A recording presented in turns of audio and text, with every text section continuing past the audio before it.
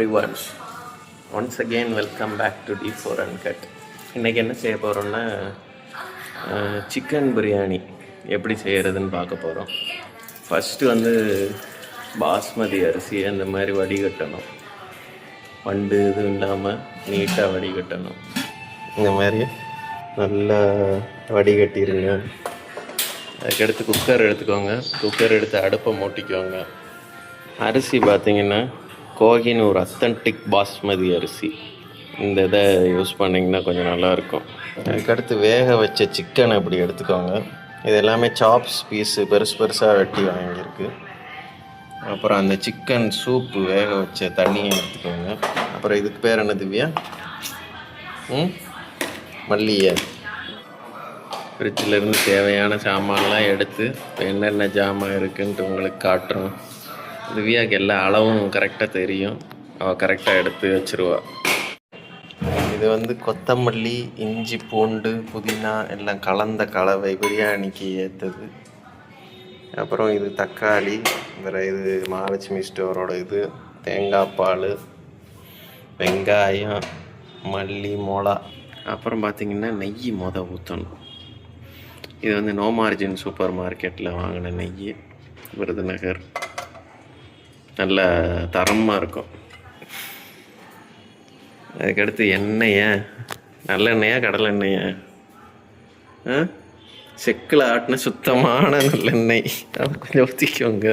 அப்புறம் இதுதான் secret ingredients of biryani.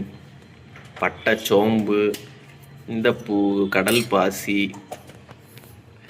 எல்லாம் எடுத்துக்கோங்க. அப்புறம் கொஞ்சம் கொழுப்பு இப்படி எடுத்துக்கோங்க. அதான் ருசியை தர்ற மெயின் ஏஜென்ட். குற்றாலத்தில் வாங்கினதுன்னு நினைக்கிறேன். எல்லாம் அங்கே வச்சுருப்பா ஷெல்ஃபில். சீரகம், ஜீரா, கரண்டி இதில் இருந்து வச்சுருவா. என்ன கரண்டி வேணுமோ கைக்கு கச்சிதமாக கிச்சன் செஞ்சு வச்சுருக்காங்க. நெய் உருகிடுச்சு. நெய்யும் எண்ணெயும் கலந்து செக்கெண்ணெயும் அதை இதை போட்டுக்கிடணும். வாசனை போய் வர ஆரம்பிச்சிருச்சு. அப்படி முறிச்சிடணும். அதுக்கு பேர் என்ன? கொத்தமல்லியை முறிச்சு வச்சுருங்க. அதனால் அதை ஃப்ளேவர் உள்ளே இறங்குறக்காண்டி.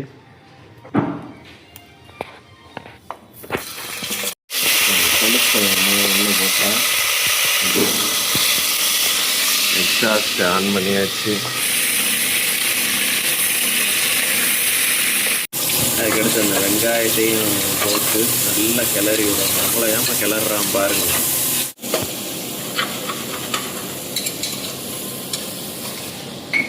உப்பு தேவையான அளவு எடுத்து போட்டுக்கிடணும்.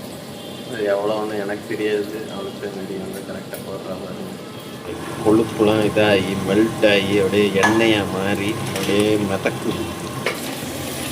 தக்காளி வந்துடுச்சு இன்டு த கேம். தக்காளி நல்ல பொன்னிறமாக வதங்கி அதை அப்படியே ப்ளூ, அதை அப்படியே ரெட்டாக மாறணும். திவ்யாக்கு தெரியாது இன்றைக்கி விலாக் எடுக்க போகிறோன்னு. அதனால் சிம்பிளாகவே ட்ரெஸ் பண்ணிட்டு வந்துட்டேன். தண்ணியும் மெஷர் பண்ணி போடணும் போல்.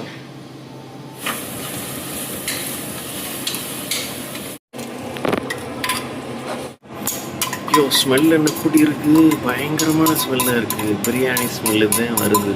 இதே மெயினான பிரியாணி இன்க்ரீடியன்ட்ஸ் போல அச்சையாக மாறிடுச்சு. அடுத்து 2 மிளகா, வெட்டின மிளகா, முழு மிளகாவை போடக்கூடாது, வெட்டி அப்படி 2 துண்டாக ஆக்கின மிளகா. அப்போ தான் அதை உள்ளே அப்படி இறங்கும்.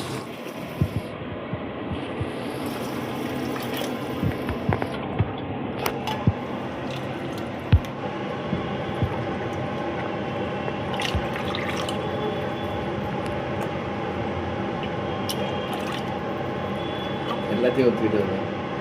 அதான் டேஸ்ட் இருக்கும்.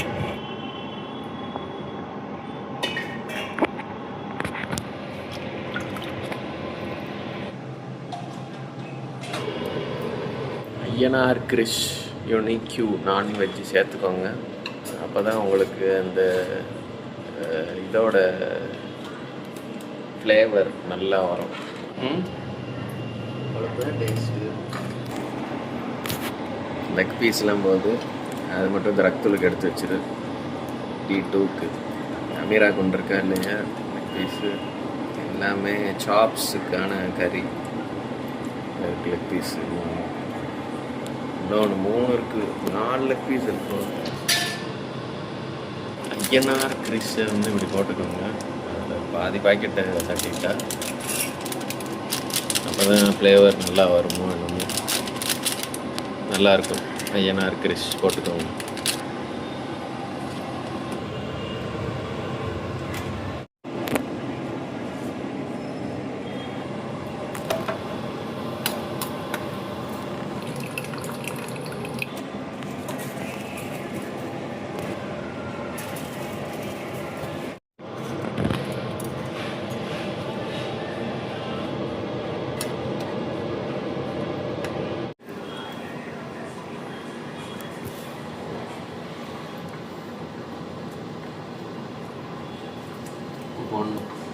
மறுபடியும் ஐயனார் கிரிஷ்.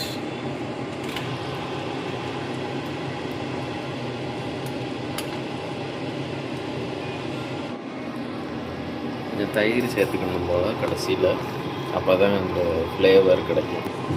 இன்னொன்று ஏதோ கொண்டாடுறேன். ஓ, லைம் ஜூஸ். ஓகே, கொஞ்சமாக தெரியாதான். குக்கரே ஃபுல்லாகிடுச்சு, அந்த அளவுக்கு மேலே வரையும் வந்துருச்சு. இப்போ குக்கரை மூடி ஒரு விசில் போட்டோம்னா வேலை முடிஞ்சது.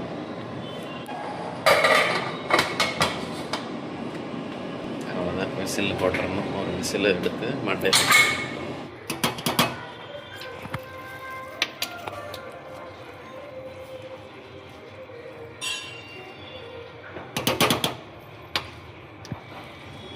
இந்த பிரியாணி ரெசிபி உங்களுக்கு பிடிச்சிருந்துச்சுன்னா சப்ஸ்கிரைப் பண்ணுங்கள் எங்கள் சேனலுக்கு.